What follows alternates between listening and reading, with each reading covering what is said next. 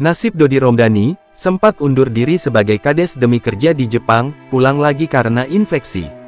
Beberapa waktu lalu sosok Dodi Romdani kades di Ciamis yang mengundurkan diri demi kerja di Jepang, viral di media sosial. Ia menjadi sorotan karena keputusannya mundur dari kades dan kerja ke luar negeri mendapat dukungan dari warganet. Meski begitu, ternyata terungkap fakta memilukan nasib Dodi Romdani tersebut. Ternyata Dodi Romdani kembali pulang ke kampung halamannya di Ciamis, Jawa Barat.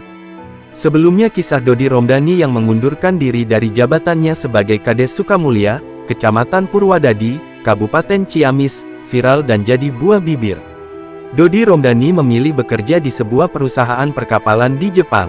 Ya, Dodi Romdani memilih kembali menjadi pekerja migran di Jepang setelah hampir 6 tahun menjabat sebagai kepala desa.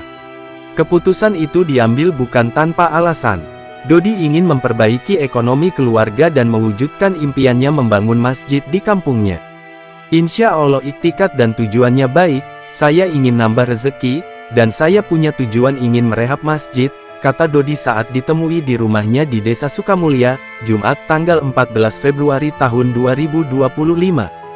Dodi memang bukan orang baru di Jepang. Sebelumnya, ia pernah bekerja di perusahaan perkapalan di sana dari tahun 2008 hingga 2013. Saat itu, ia berhasil mengumpulkan cukup uang untuk membeli sawah, mobil, dan motor. Mobil yang dibelinya bahkan kerap digunakan warga untuk kegiatan sosial, seperti mengantar orang sakit atau ibu-ibu ke pengajian. Mobil dipergunakan oleh warga sehingga saya dipermudah jalan menjadi kepala desa, ujar Dodi. Baginya, keputusan kembali menjadi TKI bukan hanya demi kesejahteraan keluarganya, tetapi juga untuk mewujudkan impian membangun rumah ibadah bagi warga. Di saat banyak orang mengejar jabatan demi status sosial, Dodi membuktikan bahwa ada hal yang lebih besar dari sekadar pangkat, kesejahteraan keluarga dan kebermanfaatan bagi sesama. Dodi berangkat ke Jepang pada tanggal 17 November tahun 2024 dan bekerja selama 2,5 bulan.